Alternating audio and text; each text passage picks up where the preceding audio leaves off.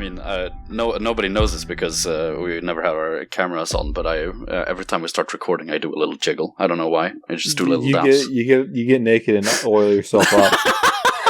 Are you always recording the episodes in the nude? Oh no. It's perpetually, honestly. 80% of the time. 80%? Is that 80% nude or 80% of the recordings? Of the recordings. He just likes to feel the breeze. Are your legs spread on the desk? Yeah, he's doing the Van Damme splits. The Van Damme. I'm just wearing my programmer socks and. What? Like programmer socks? What do you mean? What? You don't know what the programmer socks are? No, I don't know what the fucking programmer socks are. Fire eyes. Otherwise known as Finnish socks. Or Scandinavian socks. Oh, goodness. I'm sorry, right. we've derailed and we haven't even... Let's get this on the road. Oh. Hi there, and welcome to another episode of the Astartes Anonymous podcast. Today, we are joined by the incredible Remembrancer, aka Memby, aka Andy, to shoot the shit with us about world building in Warhammer 40k. So, I have once again been joined by an up-and-coming murderer, a muscular little fella, and a repository of lore knowledge parading as a man. I'm your host, Tom, and these are my co-hosts. Well, hello everyone, my name is Lucas, or better known as Moots. Hello, I am red, but I am also blue. Dabba-dee-dabba-doo. Dabba-dee-dabba-die. And greetings and salutations, my name is the Remembrancer, but you can call me Andy. Hello, everyone. What the fuck was that? What the fuck was that? Huh? No, a plane was flying over so low, my mic picked it up in the recording. Oh my. The whole fucking apartment was shaking. The whole apartment was shaking. So this intro will actually have included conversations about Moots' aired-out balls and a plane flying too low to Red's house. Ooh. A second plane. The second place is Oh goodness! God. And on that note, gentlemen, how are we doing this evening? Oh, well, I'm doing great. I hope Red is doing good. I hope he's yeah, I'm about to be in a fucking national tragedy here, folks. Don't worry, they're just taking aerial shots of your house to make sure that you're confined in a good space where they can keep an eye on you. That's all it is. They're just doing it for surveillance purposes. Don't worry, it's fine. It's the SCP Foundation trying to make sure he's... No government facility can hold me. Everyone forgets that one of the regular hosts of this podcast is, in fact, an SCP. You know, yeah. What number were you again? I don't know. SCP. I don't know. SCP. La-da-da-dee. I can't think of any funny numbers. What Legion of the Night Lords? The 8th Legion. SCP-08-B. B. Is that you? That's not how the number. That's not how the numerical system works in the SCP Foundation. Would you like to educate me? So when there's a B, when there's a letter next to the number, that means it's still part of the greater SCP whole. So -08B would be part of SCP-8. It's just so which SCP are you? I don't fucking know! I'm not part of the fucking Foundation, Tom! And now that we said this, I guarantee you go to the fucking website and I'm gonna be fucking there. You're gonna be... Someone's gonna add you now. Yeah, you're not part of the Foundation yet. Yet. I'd like to see them fucking try, motherfuckers. I didn't say it was going to be me who's going to put you there. They keep sending dudes in orange jumpsuits to me. That's just part of the fucking containment procedures. Yeah, first they do aerial shots of his house with flyovers, and then they start to send in the SWAT teams to capture him, you know? Yeah. Oh, yeah. I can already see them now. They haven't succeeded yet. It's like that one meme about how my reaction when the what is it? The ATF? Is it the ATF? The FBI enters my house and his kneecaps get immediately turned into jelly by the claymore I placed at the door. my face when the FBI guy's legs turn into spaghetti because of the claymore I planted by the front door. I do not support campers. Rubbish. Yeah, well, I don't support fucking home invaders regardless of their affiliations with the government. We already discussed this, right? If you live in the United States and you have access to firearms, home invaders are literally just another way of saying free therapy, free anger management. Free target practice even. Look, it's awesome. It's, you get to work some shit out. Yeah. Imagine that. It's a delivery service. They come to you. You don't actually have to go and organize anything. You just have to buy the bullets. That's it. That's all you got to do. It's like DoorDash with manslaughter. I don't know. I'm a bit of a Puritan or a bit old school. Like, is it really a fun home invasion if you use a firearm? Surely just using like a squeezy bottle full of lemon juice and a brick. That's the classic way to fend off someone who's invading your house. What the hell are you doing with the lemon juice? Yeah, you squeeze in like their eyes. They go, European. and they can't see, and they go, ugh, my eyes, and then you hit them with the brick. The 1-2 punch, as Atlas from BioShock taught us. Simple stuff. Well, you've clearly never had the joy of seeing what a .45 caliber does to a man. Only if it hits. Oh, goodness. Well, as a Swede, I personally prefer a good old-fashioned axe. I think that does the trick. Of course. An axe. Don't bury it too deep. It's going to be a pain to get back. Well, as we found out earlier today, just going off topic, like we were on topic in the first place, we actually found out that it is legal in Sweden under certain circumstances to own a musket and a cannon. Hell yeah. And a literal cannon. Imagine so you break into Red's house, you get shot. If you break into Andy's house, you get hit with a brick. If you break into Mootz's house, you've got a whole pirate ship cannon aiming down the staircase at the front door. How are you going to deal with a dinner plate-sized hole in your chest? If you break into Tom's house, you get free Warhammer miniatures. Yeah, you do. All I'll say is where I grew up in the Channel Islands, I knew a guy who owned a tank, so there is that. What the fuck? Yeah, and wow. And my father also had a firearms license, so I also grew up with a gun in my house. So. Sorry, Brits. That's actually funny because, funny coincidence, a neighbor, or a couple of houses away from where I live, there's a dude who actually owns an armored vehicle and he has it parked outside from time to time. This is the thing. The guy owns, he would, sell secondhand cars and stuff, but next to his house, in the field space, the tank is just there. And it's just don't think about stealing my cars because of Tonk. Hello, Tonk, Tonk. Ominous. Passive home defense. Right, gentlemen, shall we talk about our models of the week for this episode? Yeah, sure. I'm not doing anything else. I'm not doing anything else. So our first model of the week was suggested by Red. It is, I'll put it on the screen behind us now. As you see here, it is a completely average Iron Warrior. Just an Iron Warrior. It's just an Iron Warrior. Nothing suspicious about it. As said by Aether Astartes, a avid server member, I think. Yes, so this was made by Aether or Aether Astartes. In any event, so this is using one of the Bolter Jurgen bodies, if I'm correct. Yep. I don't recognize where he's pulled the helmet or shoulders from, though. Or the brazier. I know that's a Mark III, not Mark III, but that's a Heresy pistol. I think that might just be another 3D printed helmet. I'm not sure. Yeah. In any event, it is a lovely blue. It's a blue that is synonymous with the Iron Warriors. Definitely not any other legion of any other kind. Totally Iron Warriors. It just looks really good. It's lovely. It's simple. You could imagine a whole squad of these, in a Horus Heresy game. It would just look great, It's a very good he's done really well. Yeah, absolutely. Agreed. Right, shall we move on to the second model of the week quickly? For sure.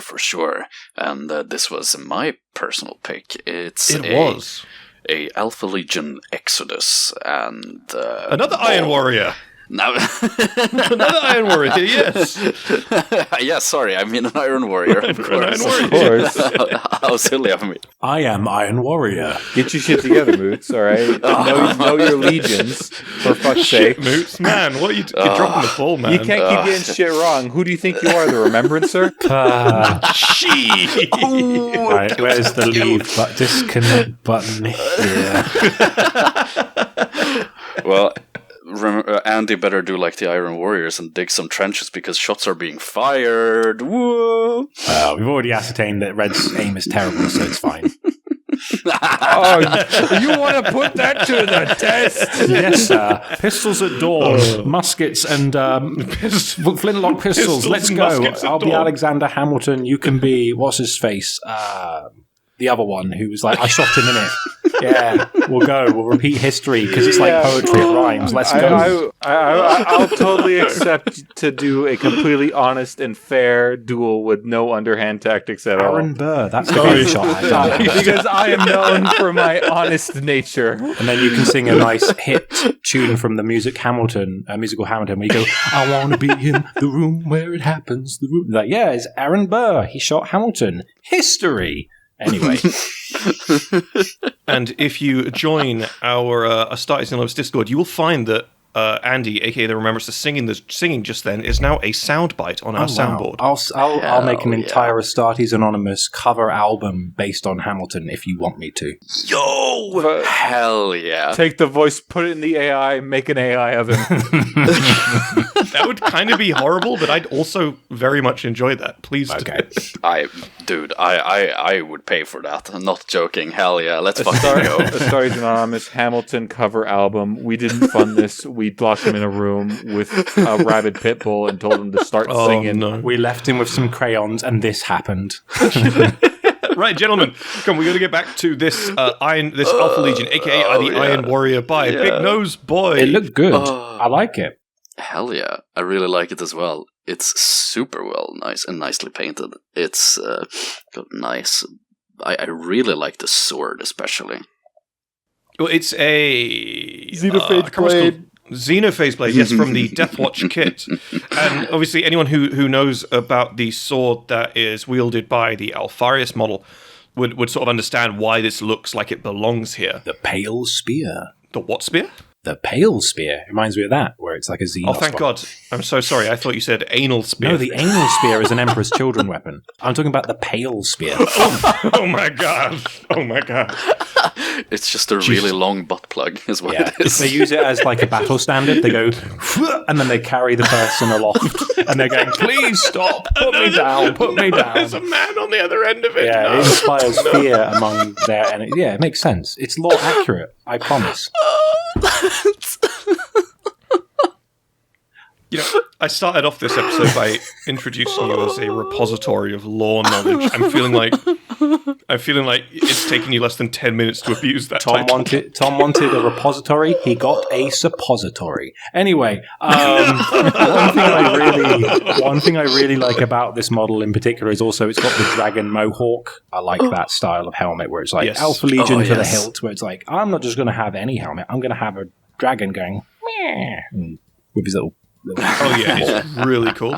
Really, really fucking cool. So yeah, Big Nose Boy, excellent job on this. We really, really like this one. Keep it up. Right, gentlemen, shall we move on to our main subject of this evening, this episode? Hell yeah. All right.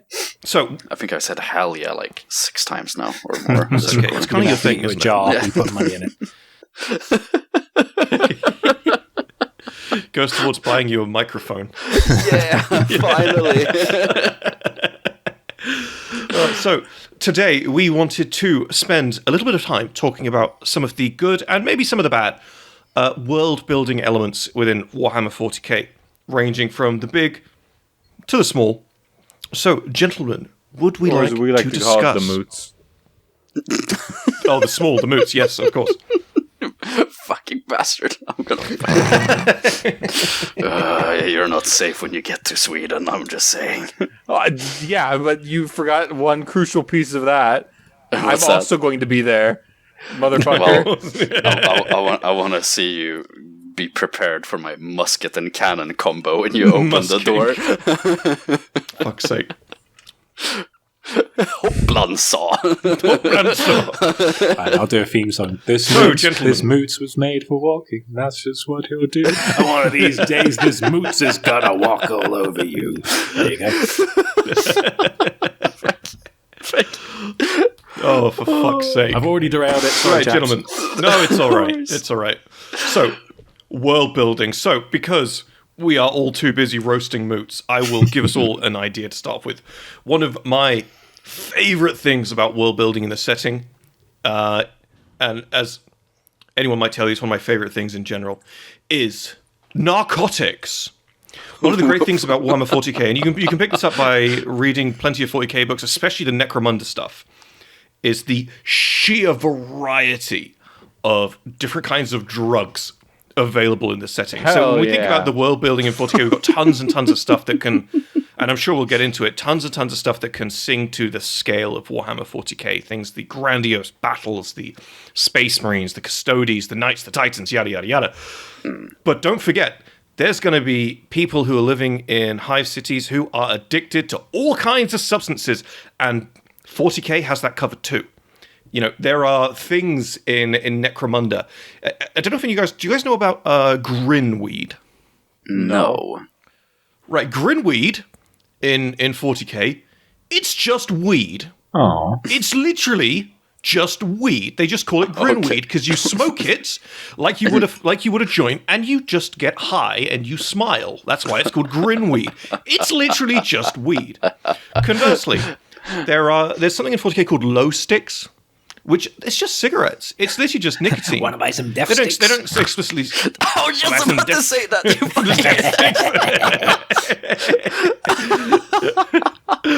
It's the same thing though, man. They don't explicitly say that it's nicotine in anywhere that I've read, right? But it's basically just cigarettes, you know. But you've got all kinds of stuff in small scale, like 40k things that contribute to the world building. And one of the things that always jumped at me that really sort of sold just how kind of fucked up hive cities are, especially the lower levels, is this sheer variety of stupid ass things the average man can get addicted to. There's so many stupid names, right? I mean, grinweed, that sounds stupid. Low stick, we're all thinking of death sticks, right? There's a drug called sniff musk.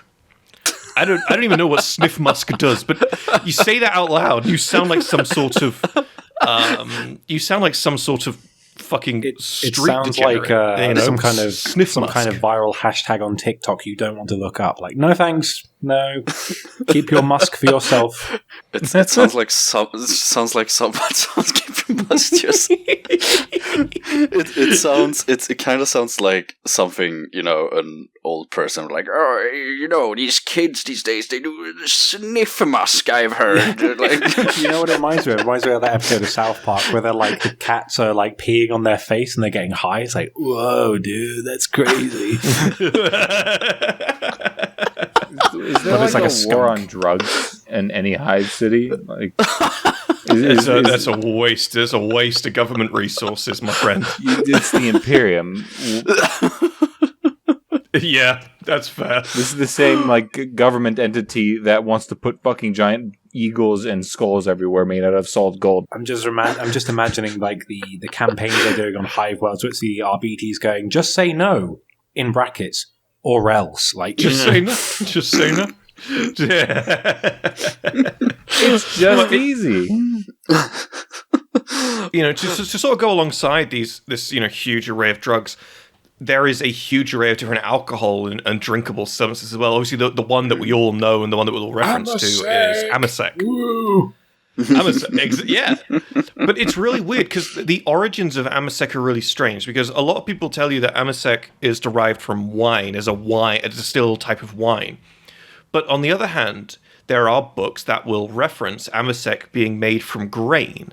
And so it kind of really begs the question, is Amasec just this sort of umbrella term for Maybe. just alcohol in general? yeah. But at the same time, you've got passages in certain books where people are talking about the quality of a particular Amasec. So there is sort of an upper class kind of notoriety to it there they as well. also have wine in 40k Yeah. as Yeah. well. And they do have wine. They have whiskey in 40k too. They have all sorts. Astartes love their wine. But I was going to bring up the point of in The Last Church. I mean, it's kind of cheating because it's not technically 40k, but Close enough.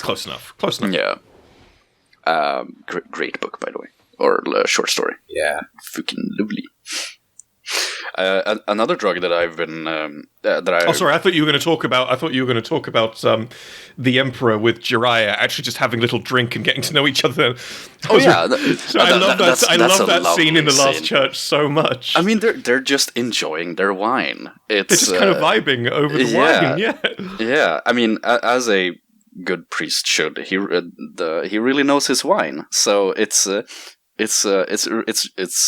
lovely to see that little scene. I mean, because they clearly really enjoy it, and even the Emperor. I mean, he could be faking it, I guess, because it's the Emperor. But it's still a nice humanizing scene for someone who is. No, I think in that scene, the Emperor was actually genuinely being honest because he didn't really need to, go in there and talk to the priest like he fucking during the Unification Wars. He just went around burning shit down to the ground. But this is like the last one. He actually went in there to have a conversation and talk to him about faith. Like I think that short story is a great way of showing like how human the Emperor can be, at the same time how inhuman he is.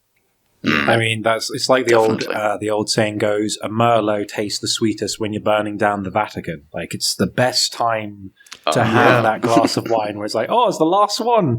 Cheers! It's bye religion. Naughty Emperor. Goodbye religion. Hello back religion. I mean, goodbye religion. Hello back with religion. The religion now. Lol. Religion is cringe, Jiraiya. I'm going to make an even cooler religion based on science and my giant golden corpse. Religion is cringe. Unless I'm doing it, then it's cool. Look at my armor. Bling, bling, bling. It's awesome. So what are you going to do? I'm going to go on a crusade. I can just hear Lorgar listening in on this conversation, screaming internally for several different reasons. That's like Lorgar is like the Emperor was like, I'm not a god, Lorgar, and Lorgar's like, he's such a god. He's so humble about it too. It's the scene from Monty Python. He's humble about being the Messiah. He must be the Messiah. You should all think for yourselves. Yes, we should all think for ourselves. Great movie. Because of how the warp works, do you think that Lorgar has actually witnessed that meeting between Jiraiya and the Emperor? I'm sure he's got it on Chaos on Demand somewhere. Goodness. Surely he's been doing nothing. For 10,000 years. He's got to be getting like some kind of broadcast. Chaos cable. The Warp Plus. Live on Warp News. But it's ran and owned by Zeech, so the connection's fucking fickle. Yeah, it's still better than Warhammer Plus. It wouldn't be the connection's bad. It'd be that like every month the charge to like the subscription charge keeps getting like larger and larger because of fine print. It's getting smaller and smaller. It's like Singe. It's like, and you're locked into a 40,000 year contract. Like, Singe. That's his style. You should have read the fine print. Which fucking one? The one written in invisible ink. Just there like, what? Corn's just there like, but I can't read!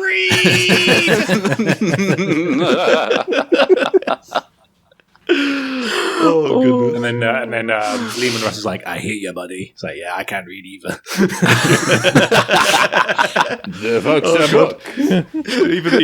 Even though Arthur isn't here, we can't get away from shitting on Lehman Russ. I love Lehman. He's great. Fuck that guy. He's fucking Primarch. He's just got his own style. Let's put it that way. Actually, second worst Primarch. The Lion's the worst Primarch. Oh no. I don't care. What are Dark Angel fans going to do? Scream at me through the fucking screen? I mean, not to cast stones. Go get your fucking discount Crusader helmet because you're fucking coping hard. I mean, not to cast stones or anything, but just for context, at least they have stuff going on. Unlike the Raven Guard, who are so irrelevant, they are practically and actually invisible. So, Bit of a shame.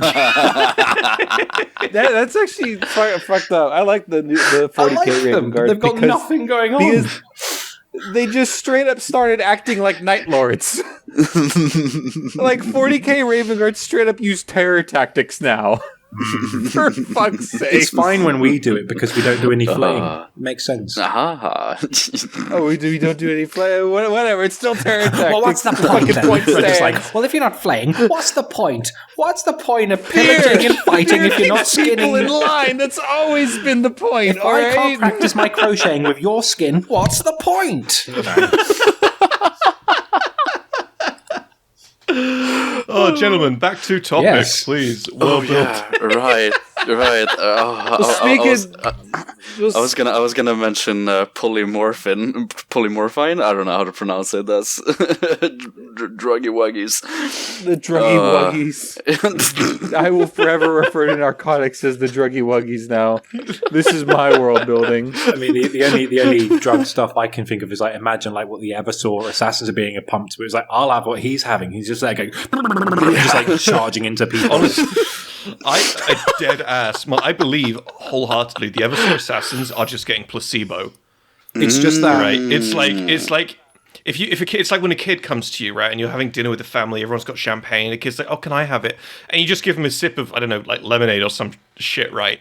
And then he spends the rest of the evening running around being a fuck ass. The Eversaw, that's just the Eversaw. The Eversaw assassin is basically that Meet the Pyro cinematic where he's just running through fields with kids with lollipops and just like, I'm just blowing bubbles. Yeah. And it's like, not really though. Oh god, absolutely. We injected 10 cc's of pure fucking rabies into his spinal column, and now we can't get him to calm down. Yeah. Is that all the Eversaws are? Just weaponized rabies? Think for a second about the concept of the Eversaw. Because Malcador made the Officio Assassinorum, and at one point, he was sitting in like a room with a table and like all these like imperial delegates, and had his like resting his chin on his hand and going, "We need something that is so fuck ass horribly like killing, but how do we get that?" And then he's like, John, or whoever the fuck he is sitting next to, like, how many drugs can we pump into somebody? all I'm saying, Malcador, they die. All I'm saying, Malcador, if we put enough drugs in, they'll do something good. I don't know. It's like, yeah, that's a good idea. Like a scene from the fucking Sopranos. Exactly, but hey, give him a drug. It's we have to make that'd be so fucking bad. We have to put them in like stasis pods and just drop them from orbit. Put the super crank in him. Step back. He's gonna go crazy. Like, what was the testing phase for that? It's just like, all right, fucking. I feel like LSD. You'd put him in a padded room. We'd cocaine. inject him, and you just like see what happens as he's like pummeling the walls with his fist, and you're like, "Oh, this is promising." Like, poor guy. Malcador, what happens if we can't get him back? We'll just fucking make him explode. Yeah. It doesn't matter. There's like 14 trillion people in the fucking Imperium. We'll have plenty of people to pick from.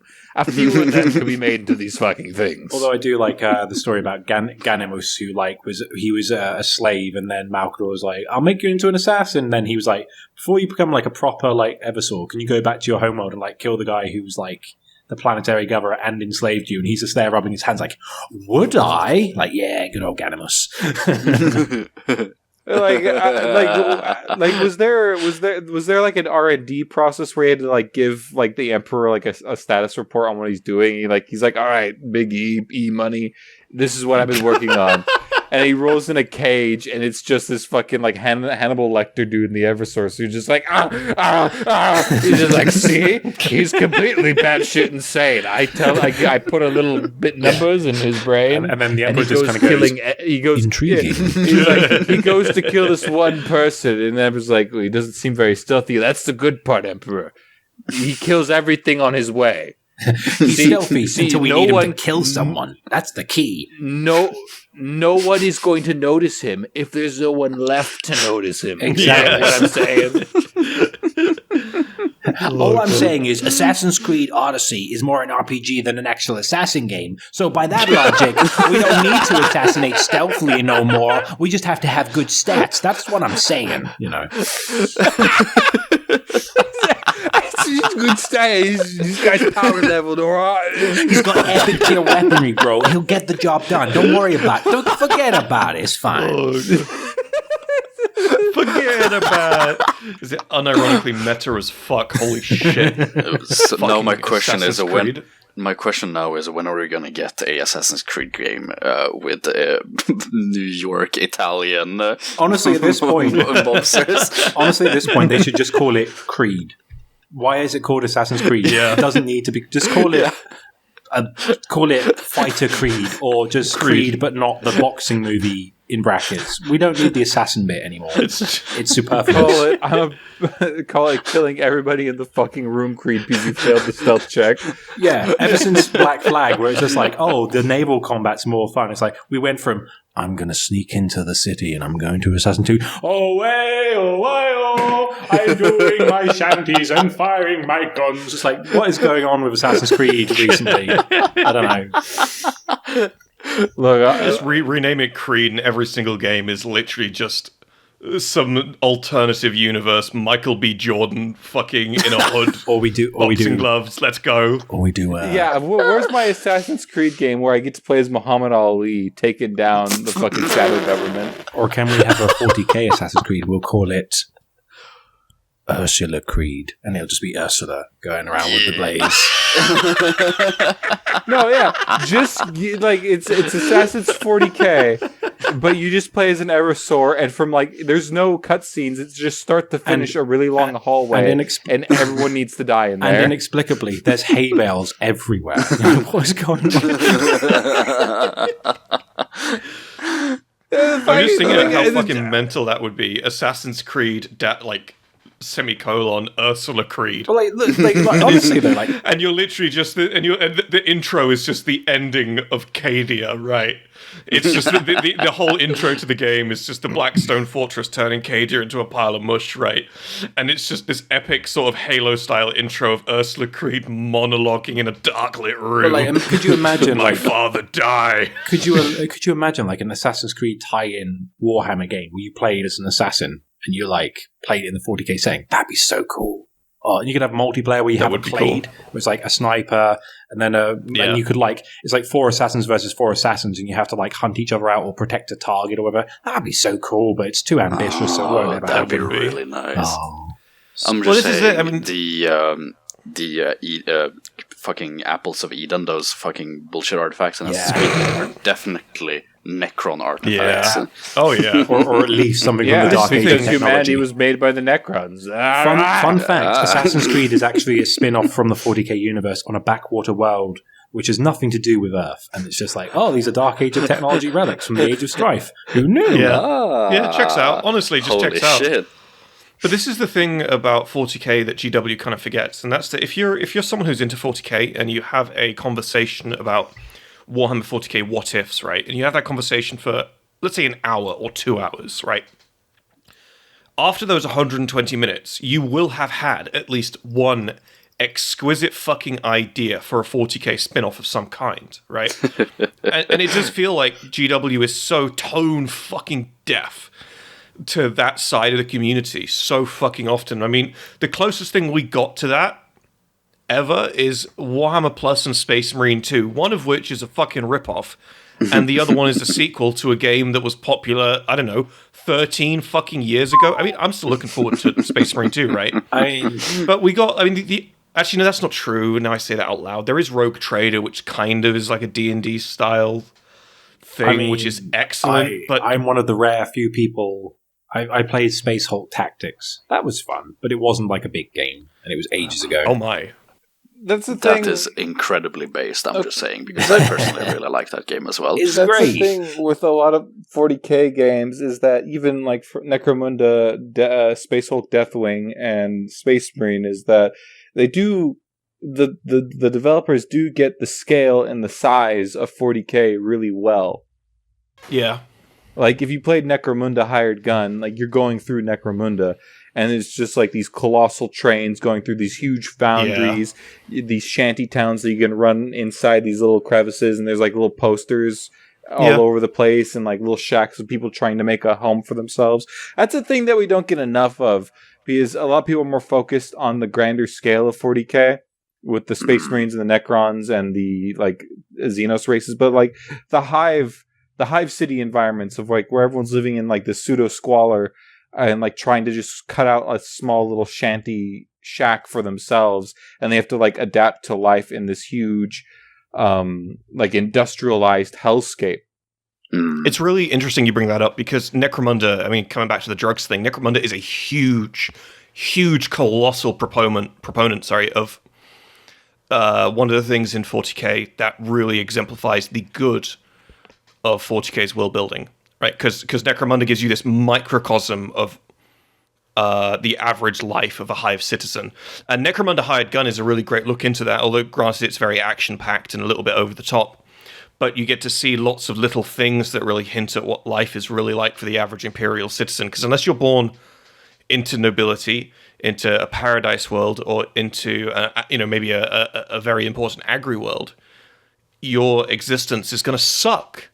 It's just, varying degrees of how much suck are you going to have to suck. Yeah. And I think that's one of the greatest things about Necromunda, because a lot of people who are into 40k never touched Necromunda at all. Yeah. And even if you never touched the game, definitely have a look at some of the text, because Necromunda really fills in the blanks for the average man, like really, really well. I think the thing with, like, especially video games is that the potential is vast, but the obvious thing to do is we're going to do a Space Marine game. We're going to do a Inquisitor game. I just want to see a mod of Papers, Please, where you're in a hive city and you're measuring people's head size to get their quotas. Like, the little stuff of, like, how the minutia works is what I want to see. And I think, to be honest, that's going to be up to the mod community to, like, go, let's do a weird... Like, I know there's, like, a mod going on with Starfield. There's a mod going on with various games. It's like... That's, I think, where a lot of the heart of the community is going to propel the gaming space up. Yeah. But it's going to be up to them, because for studios, it's too much of a risk to do, like, a weird 40k game. A big part about 40k is how it's marketed towards, and it's something like... basically, it's humanity fuck yeah, if you think about it. On surface level of how 40k is presented, you have... the Space Marines, these gigantic men in this power armor, hype super soldier warriors that are, like, one of the most killy things out there. He has a gun that fires grenades. He has chain swords and power weapons that can cut through fucking solid armor. And, like, you have the Imperial Guard, just, average men and women standing in line, holding the line. There's a lot of focus on just, like, how abysmally big and powerful humanity can be, from, like, Imperial Titans to, like, how the Mechanicus like, builds all of its stuff. It's a big emphasis on, the power of the Imperium, and by extension the power of humanity. And that's like the bottom line from, like, in the lore, like, the Emperor is like, all of humanity is the greatest, humanity is the biggest, that they own everything. And that's how it's marketed towards a lot of people, and I think that's why a lot of people get pulled into the setting, is because they see it as not another sci-fi thing where humanity is the underdogs, like Halo does that, where, the UNSC is always, trying to fight back against this alien menace, and they're holding the line, but it's always up to, like, their super soldiers to, like, make the decisive blows to the enemy. Whereas in 40k, it's always like, oh, humanity can wipe out these Xenos races if they, like, ever really wanted to. It's just they're so busy fighting everybody and holding everything off. And it's not just that. It's like, and humanity was the top dog, and they fucked it. And now they're still a big deal, but it's like, they aren't what they used to be. And, and even, like, for example, the Space Marines as the poster boys, like 0.0000001% of the entire populace of, like, the Imperium ever gets to see one, let alone a battalion. It's like, they're the focal point, but underneath the surface of the Custodes, the Grey Knights, the Inquisition, the Space Marines, even the Astra Militarum to an extent, there's just, like, a lot of just mundane toil and misery. And I think there's definitely a big market of, like, I want a Stardew Valley on a hive city. where it's like you're trying to plant crops and 90% of them die, and you have to get quotas so you don't get evicted from your tiny apartment. Like, I want weird, like, small little games where it's like, it's terrible and underlines how terrible it is, and the fun is trying to survive, not to thrive, if that makes sense. Like survival economy game style. Yeah. I think it's interesting that because, as you mentioned, like Space Marines are actually incredibly rare, and something that I think a lot of fans forget sometimes is that at all times in the Imperium there are only 1,000 chapters. It's there's not a whole lot of them. But I think it's quite funny you say it, because as homebrewers, you, Red, and I don't know if you've ever come up with a homebrew Space Marine chapter, Andy, but as homebrewers, we are exposed to homebrews all day, every day in the Discord, right? Our Discord, as of the time of this airing, will be at over 2,000 people, the vast majority of which, well over half, will have their own homebrew. Most of which, based on the sort of statistics of what armies are played and what armies are invested in 40k, is Space Marines. And so you'll find that just in our little Discord alone, right, we've got more Space Marine chapters than actually ever could exist in the setting. Unless, of course, some of them are excommunicati traitores because they did a boo-boo, maybe. Yes. Oh, yeah. Of course. Well, I mean, Space Marines are the gateway drug to 40k, I'd say. And I think it leads to a huge misconception with 40k and its tone with a lot of people because of how it's marketed. Because, 40k has always been and should be a grim, dark setting. But the way it's shown off, even the Chaos Space Marines are shown as big and bombastic. And, in a vacuum, you don't really conceive Space Marines as being, overtly evil. But if you actually read stuff like the books about it, you'll find out Space Marines are not the heroic, upstanding, knightly things that they're marketed to be. They're weapons in the shapes of men. They're traumatized child soldiers. At best, on a good day. Well, may I share kind of my perspective as someone who makes character-based content in setting? Yeah, go right ahead. One example I would draw from is everyone loves orcs because they're goofy goofballs who are green. But when you read something like Rin's World, it's like they are not goofy. They are picking up a guy and burning him from the feet above a campfire to watch him and squeal and his feet to. But everything is terrible. But the lens which because the character I portray on my channel is kind of like a propagandized version of the Imperium's glory. And every book, every audiobook, etc., the perspective it's being told from is always going to be, we're the best and we know what we're talking about because it's from my perspective. And that's kind of the thing with the Space Marines, where it's we are courage and honor and glory and blah, blah, blah. It's but we don't want to mention the eugenics or any of that nasty stuff. No. We are fighting for the Imperium and the Emperor is great. Don't question all the people that are screaming from his throne room. It's fine. Happens every day. It's kosher. It's fine. It's no. What was that going on? I don't know. It's a bit odd. Yeah. It's as you mentioned about the TF2 pyro guy. That's basically the orcs, right? From their perspective, everything is nice and dandy. They're having the best time of their life. Yeah. And from the outside perspective, it's really not that. Because if you read the book called Brutal Cunning, it's an orc book where the orcs are attacking a Forge world by Mike Brooks, and it's a comedy basically, and the main character is called Backward Bloodtooth or something. I don't remember. There's a second book coming out in a mini of him. Anyway, so from his perspective, it's very orky. He is he's there to fight. He's there to crump, and he's just making his way through the battle, and he's going through this whole thing, and he doesn't take shit seriously, and none of the orcs take shit seriously. They're all just yelling and hollering and trying to have a good time and hype each other up. And then it switches to the Mechanicus perspective, and a lot of people don't like the Mechanicus perspective because they feel it's boring. I'm but the point of the Mechanicus perspective is to see what the orcs are doing from the outside. Because to the Mechanicus, who are very logic-driven, have no fucking clue how to fight the orcs. Because the orcs make no fucking sense, and they're terrible. They just go as a fucking wave of green anger over a battlefield, ripping and tearing everything apart within seconds. They don't follow plans. They don't follow logic. They go where they think the fighting's strongest. And it's hard to compensate, and when they actually get into the inner Imperial Forge, they just start fucking killing and ripping apart the tech priests.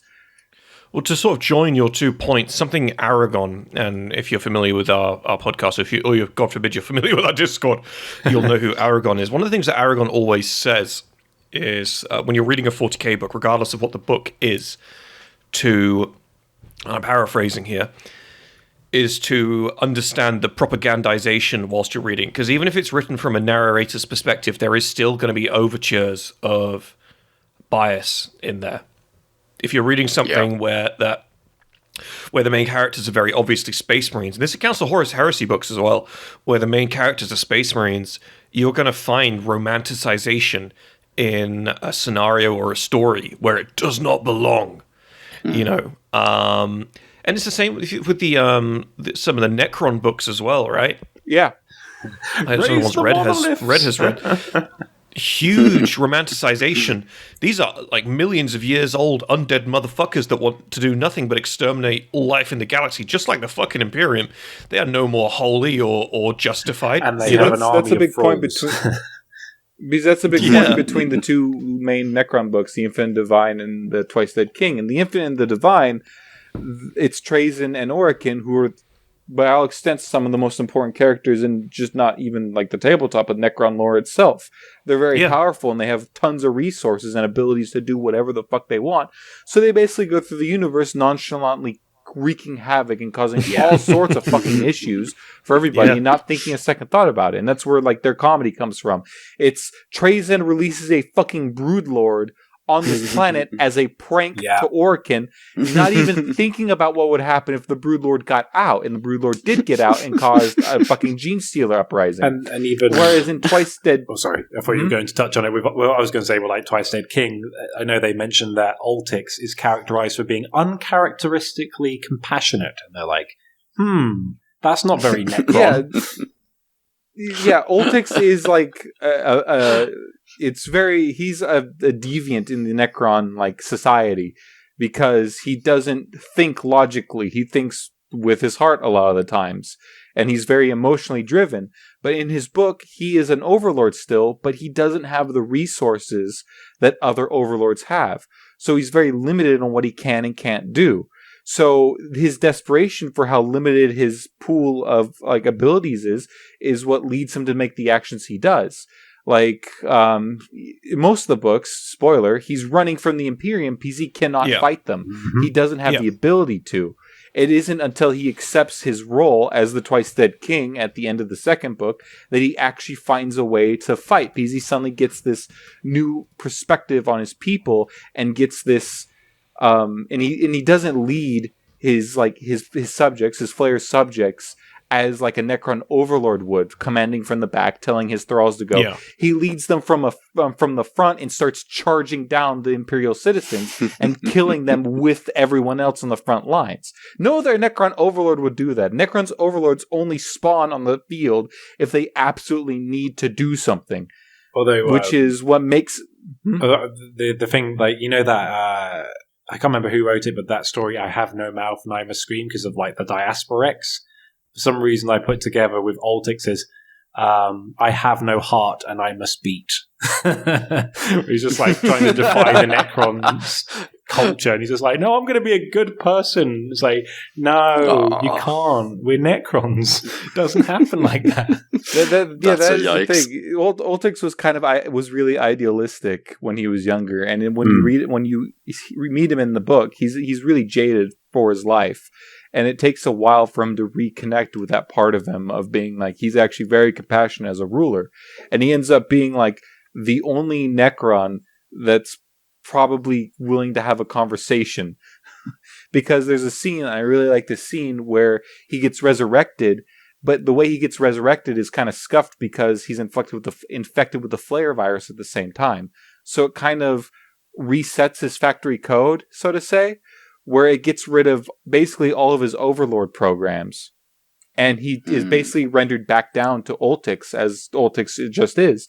And during this time, he finds his Praetorian Guard, his Lich Guard, the captain of his Lich Guard, and he finds out that the Lich Guard themselves are also capable of sentience. They're not mindless like everyone thought. And this Lich Guard is actually someone he used to train with when they were biological. And so he tells her, is like, you can talk to me. I'm not your king anymore. You can tell me what you want to say. Like it's this moment where he realizes that being an overlord doesn't mean shit, and it takes away more of what you are than what it gives you. You know, if just to sort of jump off from that, if Aaron were here, I'm sure this is one of the points he'd be saying, and that's that when it comes to 40k world building, one of the things that GW do, or Black Library and their authors do very well on the occasion, is when they're writing a book about a faction front and center other than the Imperium. For example, the Necrons in The Twice Dead King, we do a very good job of, and this is kind of a little bit of an oxymoron, but humanizing the Necrons, right? But it's the same for things that explore the Genestealer cults. The few bits of 40k text surrounding the Genestealer cults make them seem very relatable very quickly. You know, the things about the orcs, whilst the orcs are kind of, you know, awful bastards, and I know it's not official GW content, but if you go and have a look at any of Voldemort's content on the orcs, his orc series, I've completely forgotten what it's called, and I feel terrible for forgetting, does an exceptional job of humanizing the orcs, and a lot of people will watch that and listen to that and go, this is actually a good idea. This is actually a very good representation of what the orcs are like, because it's written very clearly from a fan perspective of the orcs. Because the orcs don't see themselves as being cruel or evil. They lack those types of perspectives.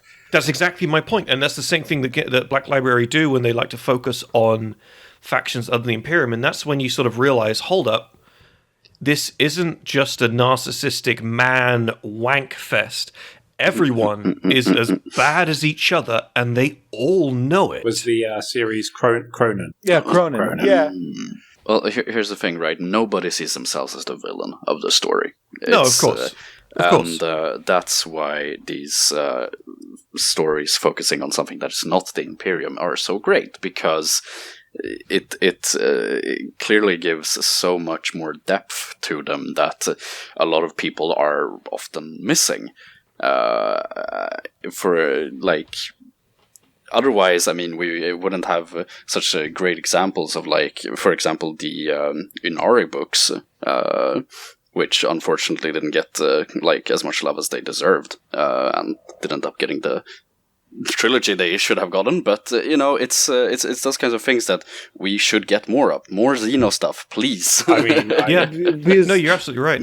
Even one of the issues is that a lot of people say there's no such thing as a good guy in 40k, and a lot of people take that and they throw it out the window because there's the Space Marines because they got like salamanders and lamenters, and even the Ultramarines are nice. But no, you're not realizing that most of the stories from those perspectives are said from the perspective of the people that are trying to come off as the good guys.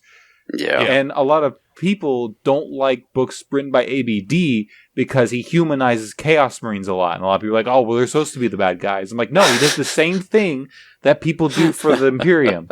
Which is why the fans of ABD books are so passionate about those ones. You have the Black Legion one where Iskandar, the one, Black Legion sorcerer, who is he's not really he's awful. Don't get me wrong, but if you're his friend, he's not that bad. He's done he's bent over backwards for a lot of people. He originally went to go steal the Vengeful Spirit so he can give his sister, whose consciousness was downloaded into a chip, a new body. He wanted to give her the Vengeful Spirit to pilot. And he ended up doing that because he cut a deal with Abaddon. So his sister, his human sister, her brain is inside the Vengeful Spirit, piloting it. Wow. At the same time, he became friends with a Drukhari succubus, and because they go to the warp all the time, she can't go. He did some psychic bullshit that took a lot out of him to basically make sure chaos can't touch her. And like she hangs out with him all the time, and she's just one of the boys, basically. Besties. But that's what Exactly. that's what makes evil quote characters compelling, is that they aren't just mustache twirling. They have glimmers of good people in them. That's why we like, for example, Darth Vader, where he's like, I'm the worst person ever, but I don't really want to kill my son. It's like, oh, that's all we needed. We just need a little bit of like humanity in you, and that's kind of like the thing with 40k. But I mean, but even then, you can see Darth Vader is a not really. He's a kind of a reluctant villain. Like if you read the Star Wars like books and stuff, you realize how much hate Darth Vader has for himself. Shut the fuck up. Sorry, anyone who watching this who likes Star Wars is going to that's their boom brain neuron activation non-canon. Yeah, well, I don't listen to Star Wars fans to begin with because I don't fucking like care about Star Wars. But like even one thing I like about, like, for example, we're talking about more Xenos stuff. Like I actually took a photo from the book I was reading. I was reading the Book of Martyrs recently, and there's a bit where a sororitas is captured by the Tau and is interrogated by an ethereal. And there's just like this bit here, if you'll indulge me, where she says, keep your platitudes, poor Belgoy, she said, unable to keep a half sneer from her lips. I spit upon your greetings. And then he says, it is pronounced poor Vray Belgai, said the diplomat, though I cannot expect your lumpen tongue to shape such nuanced phenomes. His imperial Gothic was impressive. So fluent and well practiced, it sounded almost like it came from a human throat. And the character's called Anarchia, and it says, Anarchia shook her head in disgust. She could shape the syllables of her interrogator's name just fine. She just chose not to. One of her few pleasures over the last few days had been to undermine, inflame, and annoy her captor at every available opportunity. It's just like, oh, those little moments of just everyone's being a dick to everyone else, and that's fun as well. Like, yes, the human elements are fun in like virtues, but also the pettiness is quite fun to read as well. That's another big part of 40k that I really like, and how fucking much people are dedicated to just being a dick. Yeah. Yeah. Well, it is the grim darkness of the 41st millennium. And, like, here's the thing what people should learn about characters is that characters are flawed. People are flawed. Fucking everyone has flaws. And no matter how good you are, no matter what good shit you do, you're gonna do bad shit from time to time. Maybe not on purpose. Maybe sometimes very much on purpose, but it's always because you see yourself as the hero of the story. I really like that Raven Guard thing that Tom did a short on about the Raven Guard sergeant that got captured by Tau, and they kept Sergeant Cornix. Yeah, he kept probing him, and they just like kept pulling back layers of his memories. And, like, when they finally got in too deep, he's like, all right, heart stop now. Fuck you all. Well, he actually had, just to talk about it, he had a memory where they were going through his brain, because it's not like scanning his memories is a particularly elegant process, and they were going through his brain, and he thrusted forward a memory that involved tons of dead traitors, right? And they could tell that there was kind of an intention behind this memory, that there was something behind it more than just showing them. And they realized, the Tau realized, that he was ostensibly saying to them, this is you. This is what is going to fucking happen to you if you keep fucking doing this. If you do not fucking run away, we will fucking do this to you. He was warning and threatening them, and they delved deeper, and he was like, all right, fuck you. I'm stopping my hearts. I'm stopping your hearts as well. We're all fucking dead. He's just like, fucking die. And killed himself. You know? Check that, yeah. He went to go get extraterrestrial fucking milk. He was not playing anymore. Well, that's the thing about the 40k world that I really like, is how I like it and I don't like it at the same time, because one, I feel like they mistreat the Tau a lot as naive idealists when they really should be a lot more hardcore and militaristic. That's fair. But I do kind of appreciate how a faction that can be naive and idealistic in this world because the Tau have no fucking clue how big the goddamn Imperium is. Because there's that one time where Shadow Sun killed the Raven Guard's chapter master, and then she goes to the humans like, "We've killed your emperor," and they're like, "Wait, what?" And it's just like, then the rest of the chapter showed up, and they're like, "Oh wait, no." The thing they thought the chapter master was the leader of mankind. No, that's just another guy. You're fucked. I really want there to be a scene where a Tau official meets fucking Gilliman or the Lion, and he's just like, "Why are you bigger? I don't understand. Are you the Emperor?" And Gilliman's like, "Nah, that's my dad." Yeah. It's just like, what? But I mean, I've even seen the show what you guys did about the dreadnought that fights the Tau, and then the guy's like, "I'm dying. I spit on you," and the Tau are like, "Wait a minute, I've analyzed him. He's older than our entire species, and he's like just a coffin-bound, like, blob." Yeah. Oh no! Oh no! Yeah. So what have we signed up for? Yeah. Oh fuck! Go back, boys. Go back to Monkey it was just quick. it's just like an image of like the Eldar, and it's just like the guy, and then it's the Imperium, it's like the guy they tell you not to worry about, and it's just like 1 billion men. Like, yeah, Tower done. What was that?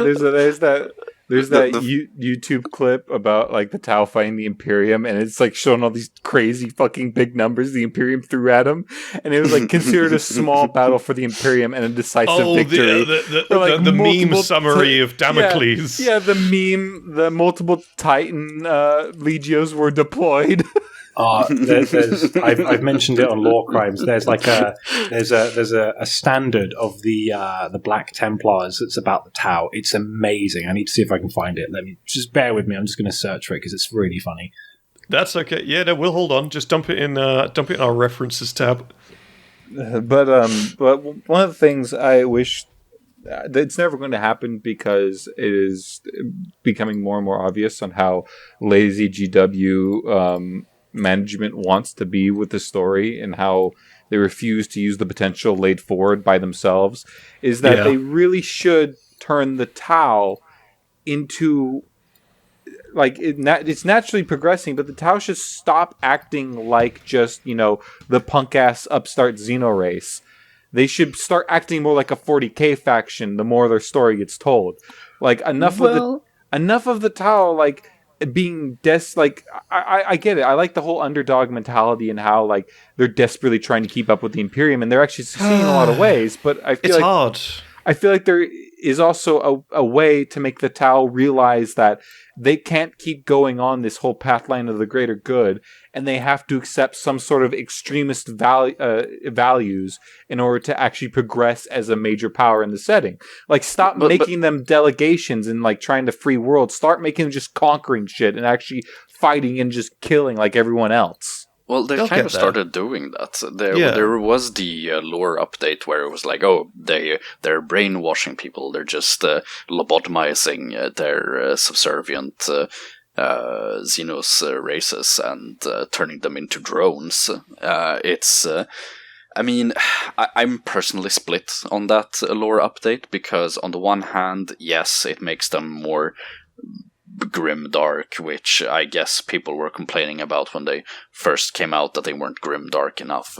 But and whilst I don't think we necessarily need a good quote unquote faction in 40k, I do think it kind of still needs a faction that is at least not purely evil. Well, that's the thing. That, like, everyone says that there are no good guys in 40k, but we never said that everyone's evil in 40k. Every faction, you can't. I mean, you can argue like every faction is horrible and evil, but like every faction has their own values and morals that they're sticking to. Oh yeah. Of course, a Space Marine doesn't see himself as evil, even though he just caved in the fucking skull of a Xenos child. I think the thing with like the Tau is their downfall is naivety. I know there's been a recent thing with like some of them being possibly corrupted by Khorne or some such, and I feel like that's actually So Khorne tried to corrupt Farsight, but Farsight said, no, chaos is cringe, and then just stopped. Yeah. But I feel like their downfall is like, they're so good and upstanding, it's going to bite them in the arse because they don't know what Slanesh will do to you if you're locked in a room with her. Like, get out, man. Get out of there. Don't leave. I found the thing, by the way. So I'll put it up on the screen right behind me now. So this is the Black Templars. I mean, I'll put the whole thing and then I'll zoom in. This is a series of Black Templar banners, and the one I'm zooming in on right now is the Tower-related one, right in the bottom in the middle. I've already mentioned it on the Law Crimes, but I can't. Any chance I get it, I have to mention this because it's just so funny.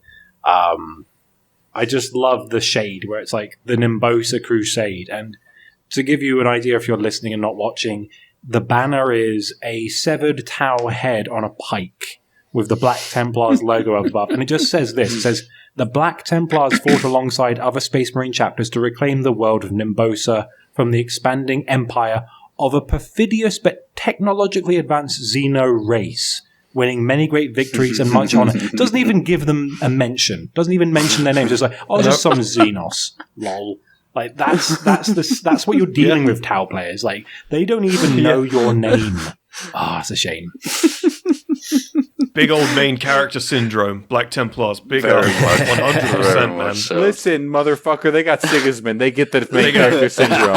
All right, For sure. I don't give a fuck how, like, you know, badass or kick-ass your fucking chapter is. You're gonna get your shit kicked out of you by a fucking Black Templar in a sword fight. All right. To be fair, if let's say somehow like the Imperium, let's say this GW went full crank mode, right? And they decided that tomorrow they were going to release a novel that showed the end of the Imperium.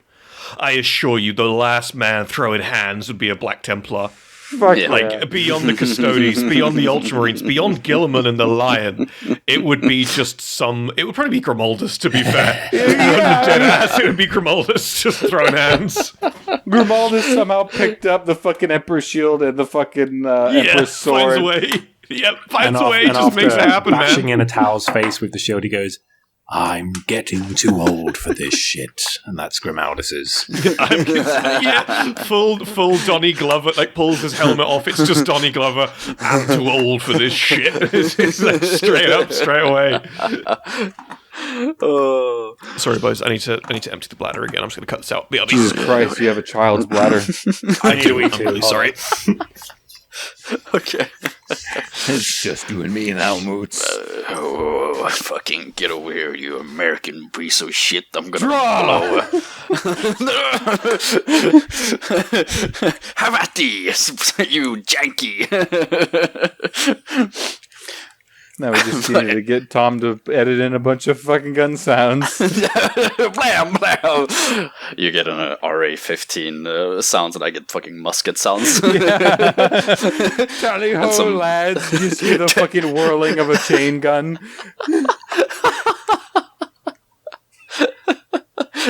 Smaka på den här dansk jävel. I don't speak gnome. You whimsical fuck. Köttbullar, Ikea, potatismos. I'm not gonna accept your fucking Swedish curses, you piece of shit.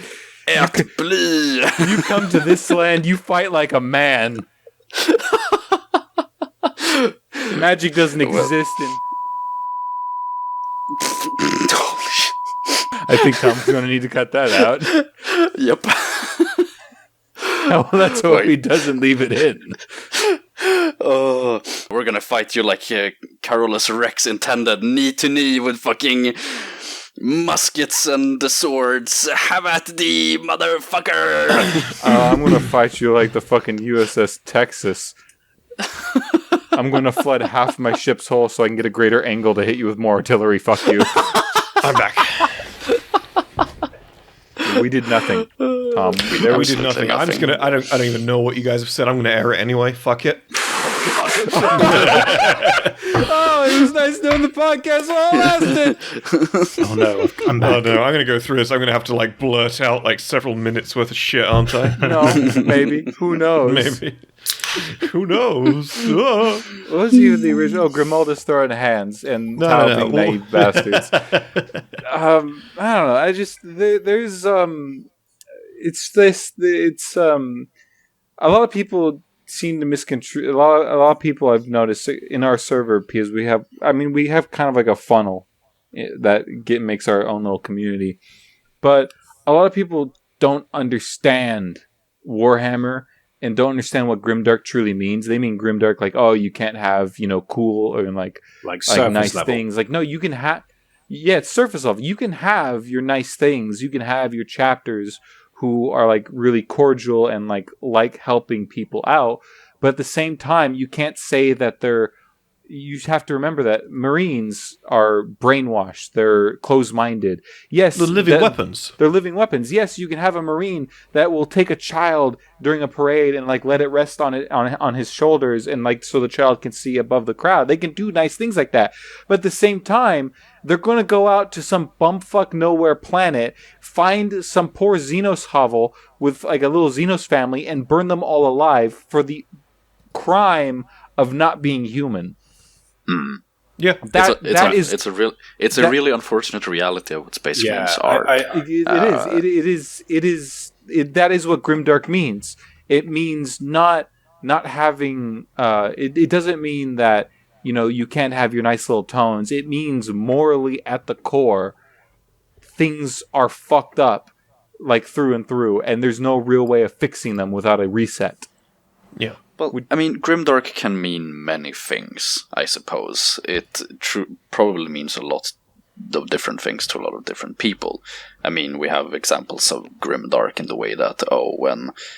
I can't remember the name of the dudes from the end of the Devastation of Baal, but the... Knights of Blood? The father whose son... Oh, no. I know who you mean. Well... Yeah, the father who gets his head snapped off by the apothecary whilst his son goes off to become a primarist. And he's proud of him in the last moments. He's like, you did good. It's like, you did good, pig. It's like, yeah, you did good. he's begging his son for forgiveness in his last moments of life. He's like, I'm so sorry. Luigi and Teus. Wow. No. Mario, devastation of Baal. Let's go. It's me, Mario. I have wings now. The Tyranids ate the Princess Peach. What am I gonna do? Yoshi, where are you? But at the same time, if people like factions and they don't want to deal with the grimdark stuff, you shouldn't get into Space Marines to begin with. There are a plethora of factions with their own nuances and fun little quippets, but there is more freedom in other factions to have your fun. Like Necrons, how nonchalant they are about life in general, because they don't give a fuck about life. You have Tyranids who are just fucking ravenous maw if you just want a horde of bullshit that you don't have to even think about. Or you can have the Tau, which by all means are much more moral than everyone else. Even Imperial Guard, and we all like to joke about how Imperial Guard will be killed by the millions every second and all that jazz. But even, in the nuance of Imperial Guard-based narratives, we get to see the profound humanity of Guardsmen. And if that's what you want to write about and that's what you want to invest in humanity, you want to invest in that sort of personal goodness between different people, the Imperial Guard are a considerably better pick than Space Marines, considerably better pick than Tyranids or Necrons or whatever, because this is the problem with 40k memes. I love 40k memes. I truly do. They're garbage and I love them. But the problem is a lot of people will grasp onto 40k memes and they will base their knowledge around the meme to make sure the meme still fits. And so you get that problem with Guardsmen where Guardsmen are like, they die by the billions. Yeah, they do die by the billions. But they're still human beings. Yeah. But Lieutenant Cage from the Last Chances is a badass, and it's funny because his battalion is just a bunch of criminals, and they're just trying to get by, and that's why it's fun. Or the Gaunt's Ghost, where it's like, our planet's completely destroyed, and we're all that's left. That's got a hopeful element to it. Yeah. And I know, again, I've mentioned this law crimes of like, one thing I draw a lot of parallels to is the book and the TV series The Man in the High Castle, where I've seen the Man in the High Castle. Sorry, carry on. But you know, like the Reichsmarshal, where it's like it's the guy, Yeah. the guy who's the most important military officer of the US. Because for people who don't know, the Man in the High Castle is a concept of what if the Nazis won the Second World War and they conquered America? Yep. And so one of the main characters is the Reichsmarshal of the United States, where he's appointed as the most powerful man in the US, and he doesn't want to necessarily be in charge. He actually fought the Nazis during World War II, but they lost the war, and he wants to protect his family and blah, blah. And there's a bit in the series, because the book is very short, but in the series there's a bit where his son has, I can't remember what he has, but it's like he has some sort of disorder, which in this totalitarian regime means he would instantly be killed. And so he hides it from everyone. But he's also simultaneously the most powerful man in the Nazis-controlled states of America.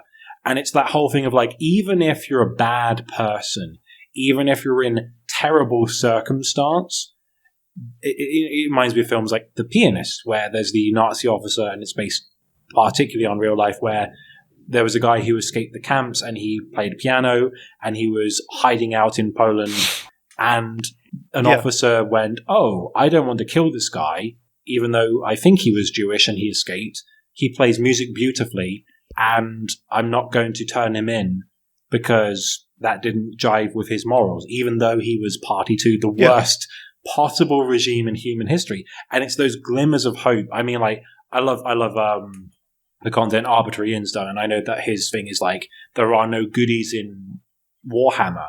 And I think that's true, but at the same time, there are glimmers of good people in 40k, and that's what makes them compelling. Because it's easy to be a bad person in a bad regime, and it's easy to be a good person in a good regime, but it's really difficult to be a good person in a bad regime, and that's kind of the trouble. Yeah. So that reminds me, I recently rewatched Schindler's List, right? Oh, you were telling me last night, yeah. So there's a couple of things, because it's like Schindler, you know, is, as an example, is a guy part of the Nazi party, and he used the whole Jewish ghettos as a way to make a business, a manufacturing business. And over the course of this, he starts trying to use this cover as a way to help all these Jewish people. And there's a bunch of terrible, it's a great movie, but it really shows how fucking horrible, you know, fascism is, and that type of era in human history was. And there's a character who was like the main Nazi commandant of this concentration camp, like Goef Ammon, or Ammon Goef. Played by Ralph Fiennes, a.k.a. Voldemort. Yes. He's like the most despicable motherfucker there. He is awful, irredeemable. But, and this isn't a but for me saying like, oh, he's redeemable, but there is a scene, because he ends up becoming friends with Schindler. Like, they're actually friends. And Schindler's more or less using him as a way to help himself and his factory and his Jews. But there's a scene where Schindler has his birthday party, and a Jewish girl from the worker caste comes up and gives him a cake, and he's like, "Oh, thank you," and he kisses her. But, you know, as this officers see him kissing a Jewish girl, he broke one of their laws, so they arrest him. And in that scene, Ammon, this horrible dude that stands atop his villa and snipes down these poor Jewish people in his camp, who is like, kills people like mercilessly, goes to the higher official's office and defends Schindler, saying, look, he made a mistake, it's not that big of an issue, you know, he makes a whole, he basically pleads for Schindler, even though he believes the same bullshit Nazis believe in. But it's this moment you realize that Ammon is still a man, and he still has like a fucked up moral code, I guess. Well, that's it. Ammon is portrayed as this horrible fucking evil bastard. That's because he is a horrible evil bastard. No denying, yeah. You won't be able to make him a believable, horrible evil bastard if he is only one side of the coin. Exactly. And so they have to... he wouldn't have shown empathy to the Jewish girl because she's Jewish, but he showed empathy to his Schindler. Friend, Schindler. because obviously he's his friend, he has respect for him. And that isn't there to say he's a good person.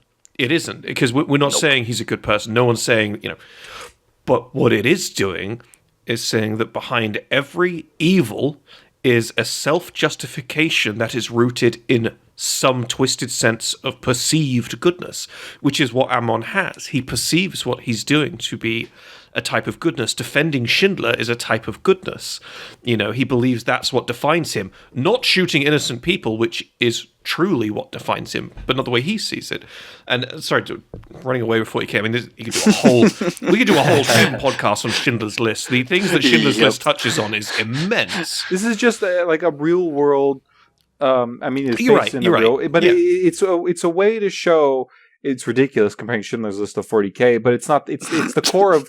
It's the core of like the darkness in those stories. Well, this is the idea. If you're to believe that every Chaos Space Marine is true evil incarnate, which for the most part they are, we've got to look at real life examples of true evil, right? Exactly. Yeah. And when you're looking at true evil in 40K, we're looking. A guy in our Discord, a guy called Monos. I was talking to him yesterday. And he is doing a homebrew that centers around Iron Warriors falling to Nurgle, right? And I said to him that it's to my understanding that a lot of Nurgle Space Marines, a lot of Plague Marines, become quite not just morose, but almost dementia-like. They lose their sense of self. And he said, no.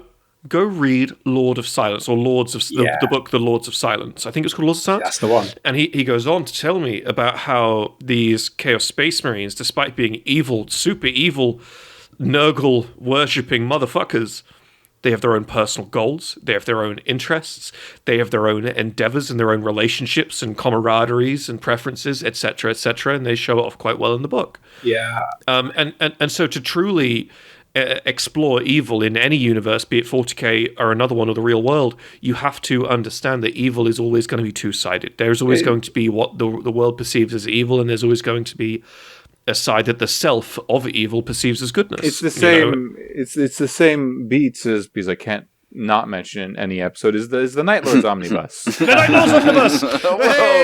Hey, an hour and 20 minutes in, Red talks about the Night Lord's Omnibus, everybody! Yay! Sorry. I've been trying to refrain from saying it, but no. Why? That's a bit. It's a bit. I guess it's my personality, but it's a big point.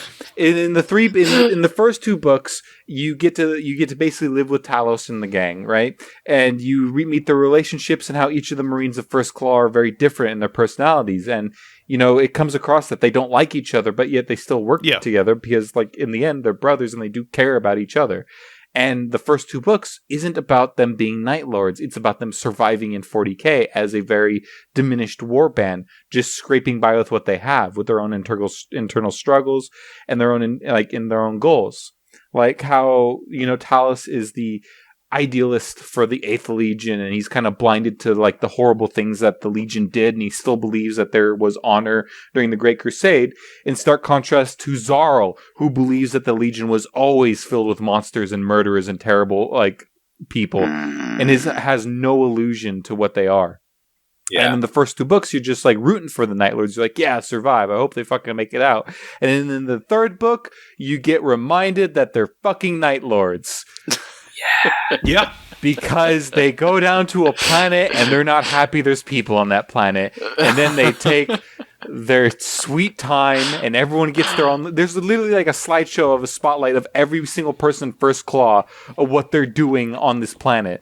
Like there's people running for a bunker and they're like desperately trying to get in. They finally close the door and then they hear a chain X at the other end of the bunker and howling, and Uzes is in there with them, and you just start fucking killing everybody. There's Variel, who's literally picking up still living people on the ground and skinning their faces off while people are watching. Zarl is having the time of his fucking life, killing anything he can come into contact with. Mercutian walks up to a dude that's having a heart attack and goes, "You're dying of a heart attack. You're one of the lucky ones." God the damn. easy way out. And then there's this fucking scene where Talos is like in this skinning pit, basically. It's this room.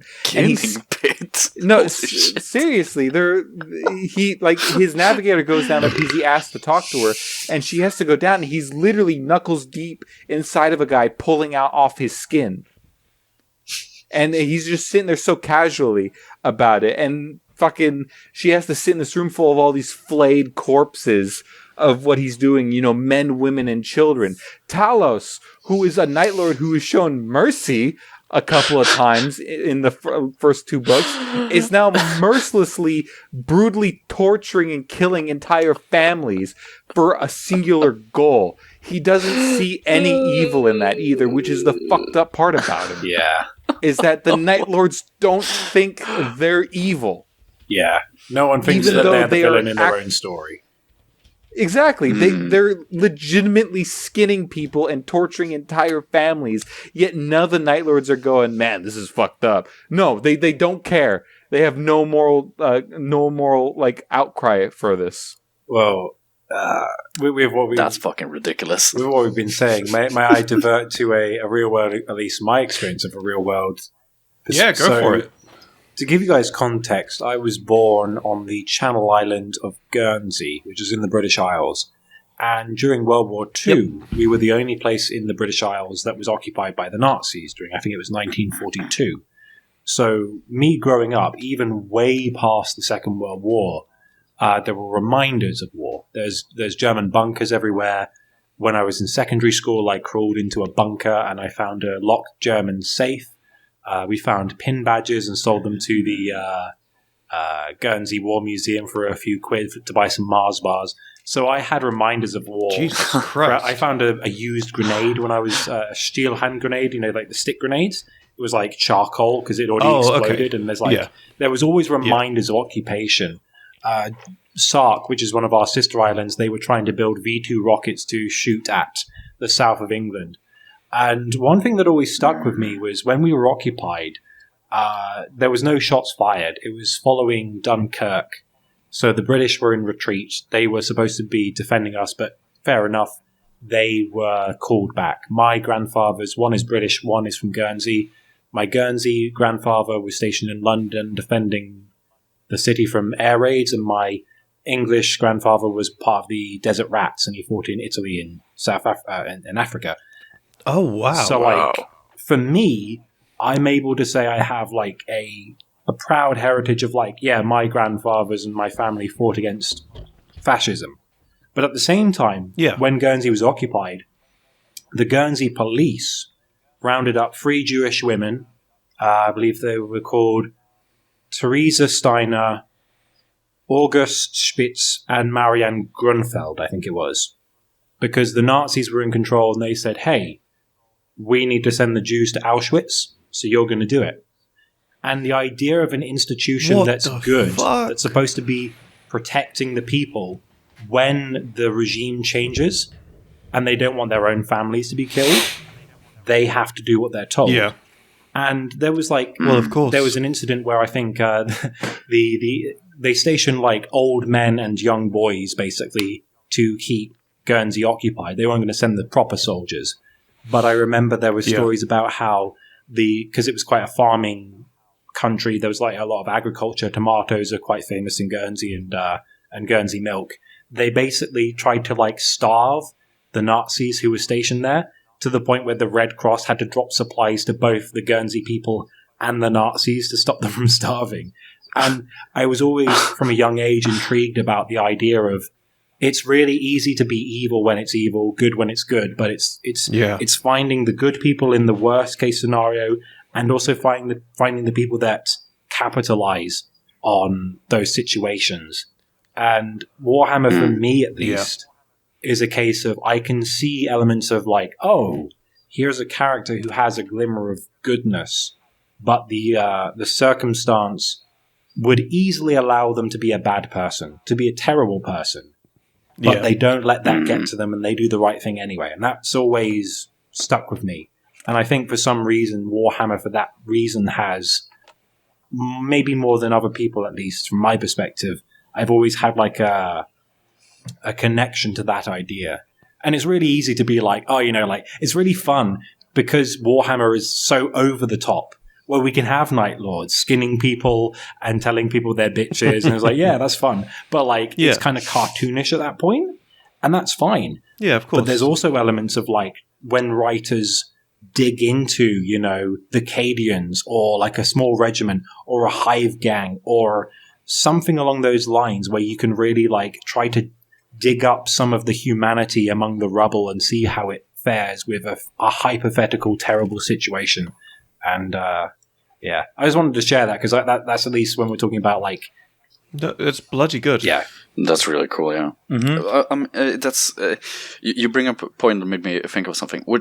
The world building in 40K really sets up for a very interesting, not dilemma, but it sets up for a very interesting thing in 40K, which is that it's not really one genre. It could be any genre, really. It can be pretty much all you would ever want.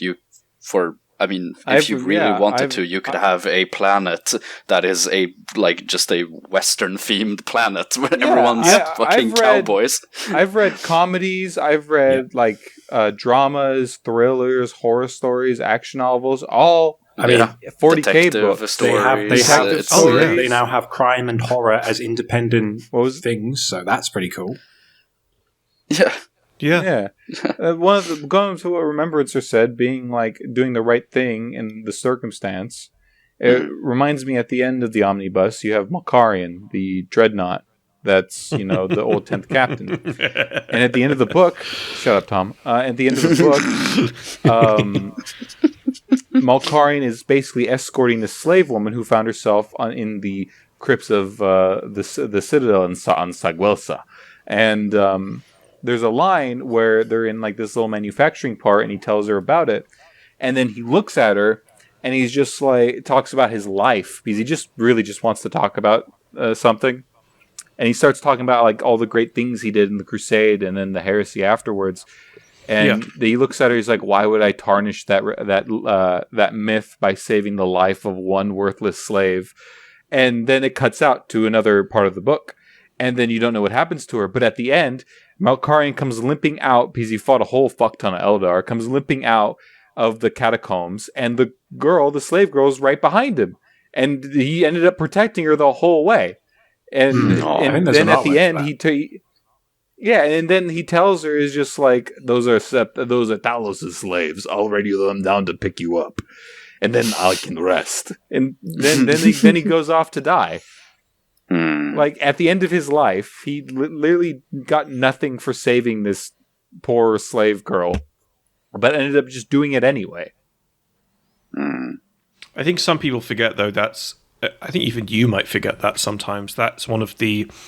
And you only find it in the omnibus. So God knows you only find it in the omnibus. But that is one of the true defining traits of the Night Lords. And that is a capacity for empathy that everyone else in and out of canon overlooks.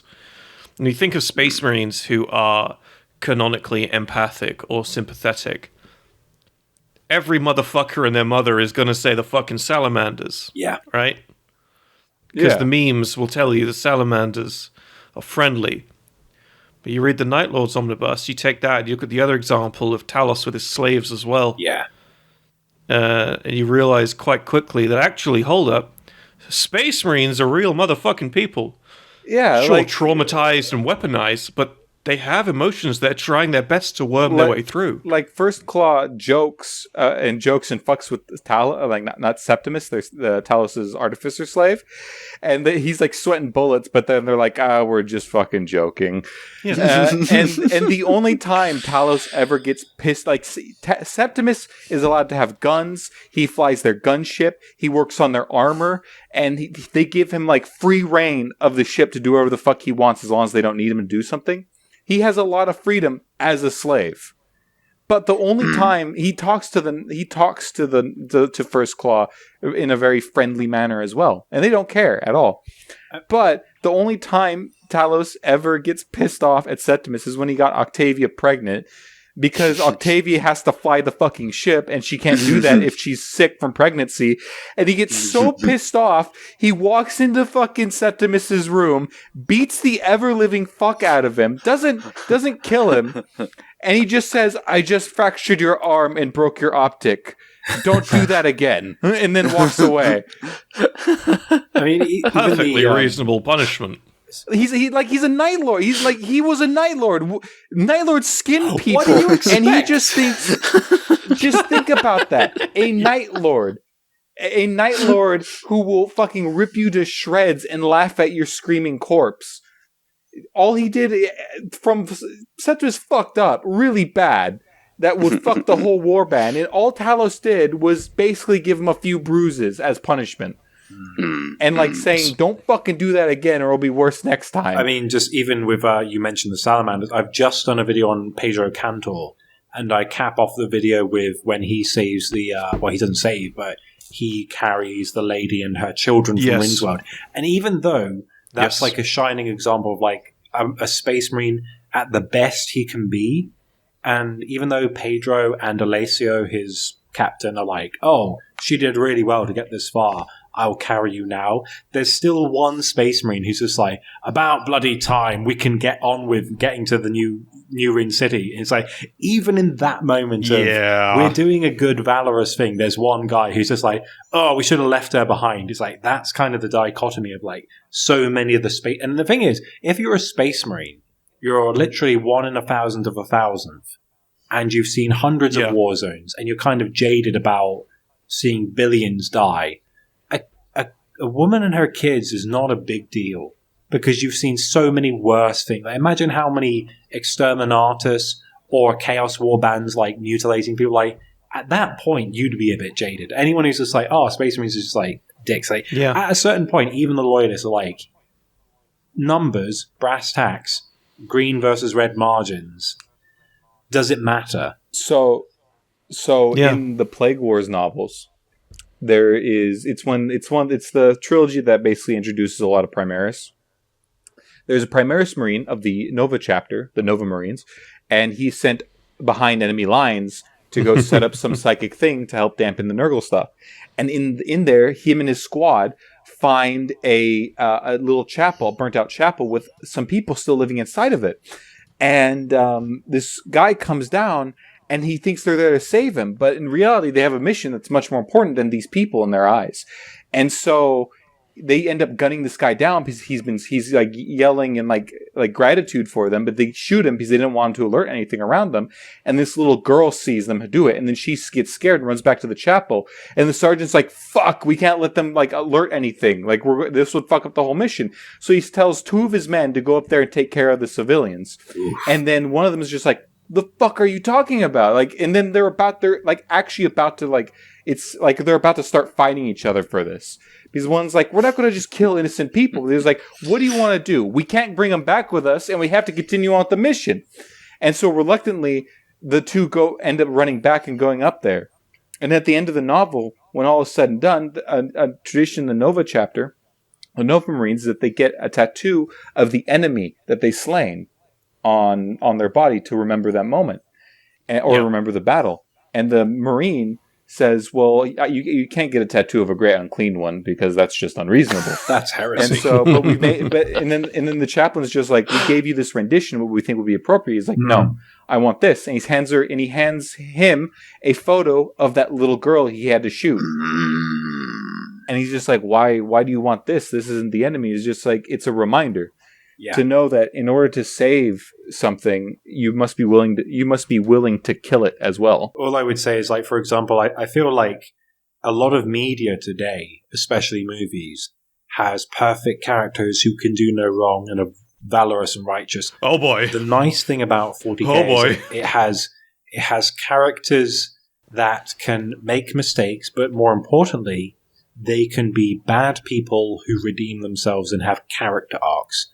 And honestly, there is I want to say like a hunger in the zeitgeist of entertainment right now.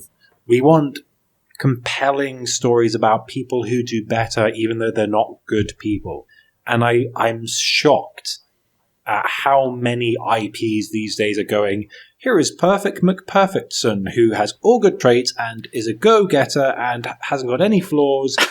And then they're like, and people don't care about this character, and they're like, I am shocked. How do people not like Perfect McPerfectson? They're best at everything. Surely that makes them a good character. It's like, no. Yeah. Like, Rocky is an amazing movie, and the main point about that movie is, in the first movie, he doesn't win the boxing match. Sorry, spoilers. But it's like 40 years old, guys. Come on, watch the movie. But it's like, the point is, he tries really hard. What? He got so far, and at the end, it didn't even matter. But we love him for it. And the scene where he's jumping up the stairs, up the... I don't know what you call it, that big bit with the statue, and he's doing the, like, getting stronger. The journey is the experience, not the conclusion. And that's why it's an amazing, timeless film. And that's why 40K, I think, has so many amazing stories, because it's like, even with the Night Lords Omnibus, spoilers, Talos doesn't make it. He doesn't get through all 3 books unscathed. But the point is, his legacy and his story is what defines him. The journey defines him, warts and all. And that's why it's important. That's why I think Warhammer 40K in particular has staying power, because there are so many talented artists and so many talented writers who bring life to it, whether it's through a book or a piece of artwork, or even like lore channels, just reminding people, hey, here's a cool thing that happened in the lore. And the community latches onto those and holds them close to their heart, and they go, that's amazing. And the reason it's amazing because it has real heart and grit to it. And I've gone for a rant, but still. No, you're absolutely right. Well, gentlemen, it is now at an hour and 40 minutes. I'd like to bring this to a close very shortly, but there is something that I feel compelled to say just on that topic. Cool. This notion of external mainstream media. There is a series that came out in 2019, I think, called Russian Doll on Netflix. I'm not going to get into it, but the main character, Nadia, played by Natasha Lyonne, in that series is one of the best examples. And this is just a personal anecdote for anyone listening, if they fancy watching something on Netflix. The first series of that, Nadia's character is brilliant because she exemplifies just such this flawed character who's competent, but kind of broken. But not broken in the traumatized broken, but broken in a sense that she's just not quite right. And exemplifies that notion and still gets on with doing the things she needs to do for the sake of her own life and the universe at large. And it's a really wonderful, wonderful thing. I really wish I could promote the second season, but I kind of had to dip out of that one due to reasons. But no, it's really good. Anyways, gentlemen, can we please look at bringing this episode to a close? We are at 4 hours? Fucking that went quickly. I'm so sorry. Jeez. We're at an hour and 43 minutes and 50 odd seconds. So, but I didn't get to talk about the mythos. I wanted to talk about the mythos. You did. Well, I'll tell you what. In 1 minute? Forget. I'll tell you. No. Moots, I'll tell you what. Because I love you. Let's have about some of the mythos within the mythos. Because you're absolutely right, Moots. Actually, just as a bit of context for the audience, Moots came to me earlier today and told me a little bit about what he wanted to talk about during this episode about world building, and very quickly sold me on this notion of the world building within the world building, the mythos within the mythos. So you know what? Hell yeah. Let's take a bit more time and let's talk about that a little bit. Moots? Hell yeah. Let's go! I love gaslighting people into doing what I want to do. What are you talking about? Gaslighting isn't the thing. Gaslighting's not even real. Well, I'm going to get another can, so I'm going to enjoy this. No worries, my dude. Are we waiting for a bit then? Nah, fucking crack on. Okay. Well, the thing I love the most about when it comes to world building is honestly, as we said here, the mythos. And so, because what really, although we talked about how Space Marines really are the crack to get you into the hobby in the first place, what really sold me for 40K was the war in heaven, this massive, incomprehensible war between the old ones and their auxiliary races and the Necrons and the Catan.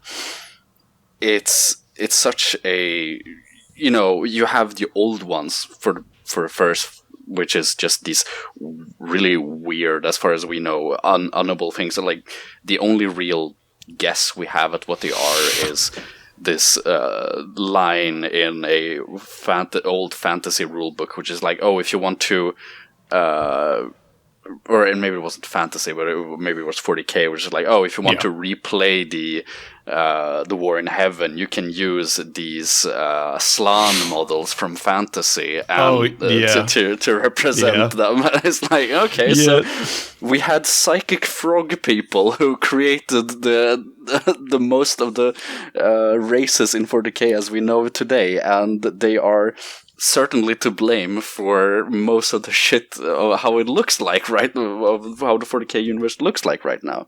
But and that's also to mention that the Krorks and the ancient Eldari were so powerful that, they didn't just, we know it in the lore now as they just created their gods. They just spawned their gods into reality at a whim, because they were, they're so psychically adept.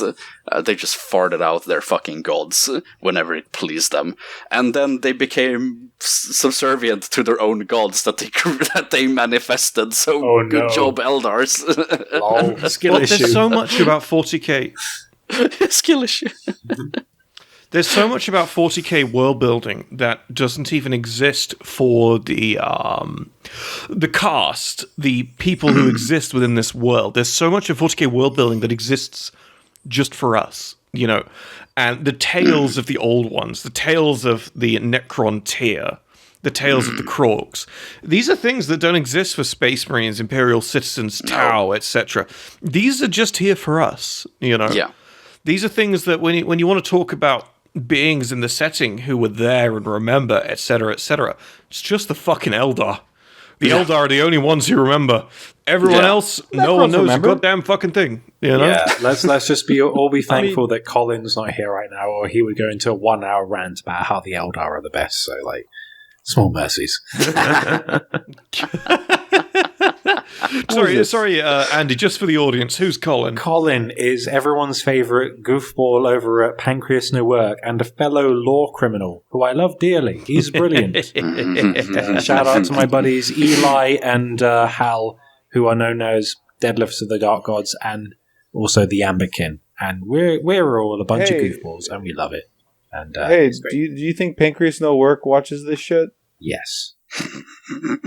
Okay, cool. Hey, Pancreas No Work or Collins, now that I know your name. Can I have your pancreas if it doesn't work? The amount of time using it. We've had little polls, or we do a question of the week segment, and there's what would your new god of the Warhammer 40k universe? And be the pancreas of Colin would be an Eldar god, and it would give insolence to all, and we have all these silly, stupid things. But yes, one thing I do like about it is everyone, at least as far as I'm aware, everyone in this space who creates stuff watches everyone else's stuff.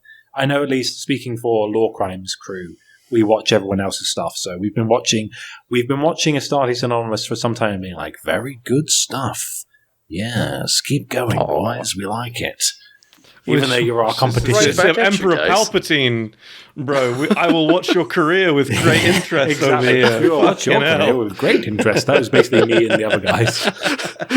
Yeah, except if we get so big and I get enough access to enough resources, I'm hunting you all down. No, Red, please, put the knife down. Put the gun down! Red, put the gun down. Careful, I have a gun of my own. Called My Muscles, am I right, bros? Hey. Me and Eli's going to train me to be hench like him, because Eli's a bodybuilder. He'll get you. He'll be like, suplex, get rotated, Night Lord. Your muscles can't make this sound. Hell yeah. Well, they can't make this noise. That was my knuckles. Right, gentlemen, let us draw this episode to a close. And I draw us to a close before Andy and Red decide to spill blood. So, thank you, everyone, so much for watching. And thank you, Andy, a.k.a. the Remembrancer, a.k.a. Memby, as he is known as Discord, for joining us for this wonderful 2-hour segment on 40k world building and gaffing. It's been an absolute fucking pleasure to have you on. It's been an absolute pleasure. I loved it. And if ever you want me back, just let me know. I'd love to come back. It's amazing. You guys are killing it. I mean, after this episode, we're going to do what we do to all of our guests. I'm going to lock you into the labyrinths underneath the Space Hulk. So, like you for a sport. So what you're saying, anyway, what you're saying is have a good night, everybody. Have Dominus Nox. So what we're saying is we'll replace Red for Aaron next episode, and it'll be fine, because he can't get me then. Thank you so much for getting to the end of this particularly off-the-rails episode with the Remembrancer. If you're enjoying our content, we'd appreciate it if you took a look at our Discord, link down below. And if you're considering supporting us, we'd really appreciate it if you just took a very quick look at our Patron. And with that being said, a big, big thank you to all of our patrons, especially those on the wall behind me right now. Anyways, thank you all for watching. We'll see you next time. Oh, and hang around for a minute if you would like to hear the Remembrancer and us answer some Patreon questions. Thank you all very much. See you next time.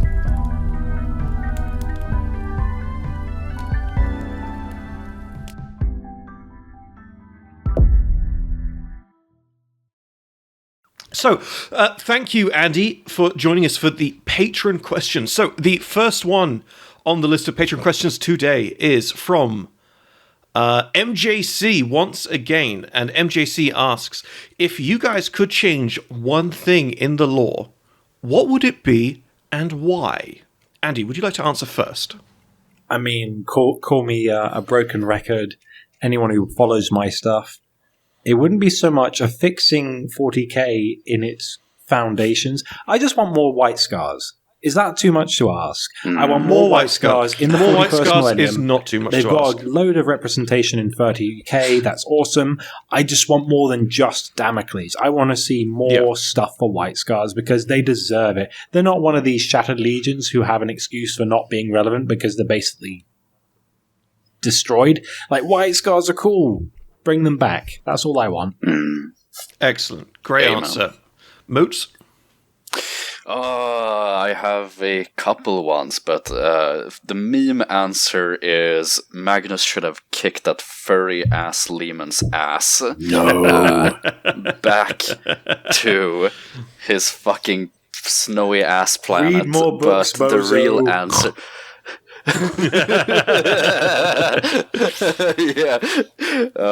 but I think the real answer would be, honestly, that Horus doesn't fall to chaos, because then we wouldn't have this whole shit show to begin with. Hell yeah. In other words, change everything. Why not? Why not? Why go small, right? Aim big. Red? I'd take away the Dark Angel's fucking stupid secret armory. Why? It's so stupid. Why? Because it's an automatic. It's an automatic win button they use in every Dark Angel book. So? So? You're right. Fuck me. I don't want an interesting story where the characters have to work for it. We'll just open up the sarcophagus of spooky shit and it'll do it for us. We're so cool. We're the First Legion. Fuck you. That's the point. They're all like, yeah, we got something out back. It'll take care of these Night Lords. They're not a big threat. That's the point. They're fucking boring, they're lame, and people are in denial about it. I will hear nothing of it. Dark Angel fans, leave your comments down below. I thrive off your fucking soul. I'm not a stan for the Dark Angels. Like, don't get me wrong, that new kill team for Night Lords looks exceptional. But those new companions for the Dark Angels, I'm sweating. Those are nice. Oh. It's a shame it's 105 points for 3, but never mind. Right, gentlemen, my answer for this question would be very simple. I don't think Perturabo should be a demon prince. I think Perturabo and the Iron Warriors rejecting chaos in all its forms, or the few theories that lean towards that, is one of the best things about them. You know, I would love that if we had one Chaos Primarch, traitor Primarch, who wasn't prepared to suck the balls of 4 separate Chaos Gods. Conrad Curtis, lol. But like Conrad Curtis. But the thing is, I think, Tom, the trouble is, like, as far as Games Workshop and Forge World, etc., are concerned, or what used to be Forge World, rest in peace, like, the idea of a, like, Demon Primarch Iron Warrior is too tempting not to make into a model. That's the big clutch point. That's like, no, you're right. Like, you're right. Robo is kind of cool. Looking like a chunky toaster / refrigerator. That's cool. But like him in a Demon Primarch mode with like big chunky shoulders and tech, it's like, oh, if we don't give it to him, no one's getting it. Yeah, but counterpoint, Perturabo was already cool enough. He doesn't need to rely on chaos. He looks like a Roman bowling ball. It's strange. He's too round. You're both right. You're both right. And so, the Purple, our patron Purple asks, what was your first army? Andy? Right. Okay. So, when I was growing up, my mum worked in a big shop called Aladdin's Cave, which was like a big department store sort of thing. And they only stocked Ultramarine starter boxes. So it's 5 models. Oh. 2000, I don't know what edition it was, but it was like 2000 era, 3 pots of paint, blue, yellow, and maybe a little bit of white. I made an army of about 20 Ultramarines because that was the only transfers and colors. And again, I couldn't get any more models. It was before the internet. There wasn't any other models I could buy or color or even paint pots. So that's all I had. And to this day, I haven't built where an did you army. live? Lithuania? Channel Islands. Yeah. Yeah. What kind of third world country is that? No, it's just we didn't have a Games Workshop Asians. shop. Like my dad, he would occasionally go to the UK and I get like a metal I remember he brought like a metal chaplain, and then I was a bit sad because the glue wasn't strong enough to stop his arms falling off. And I was like, this is bad. So since then I haven't made an army, but hot off the press, I might be making an army of mentors soon because my favorite chapter is mentors. Oh, that's very so we'll see how that cool. goes. That's very cool. That's hot. Wonderful. And Moots, your answer. My first army now was not a 40k army. It was a Tomb King's army because the way I got into 40k was thanks to fantasy, which was a friend of mine, which I unfortunately don't have any contact with anymore.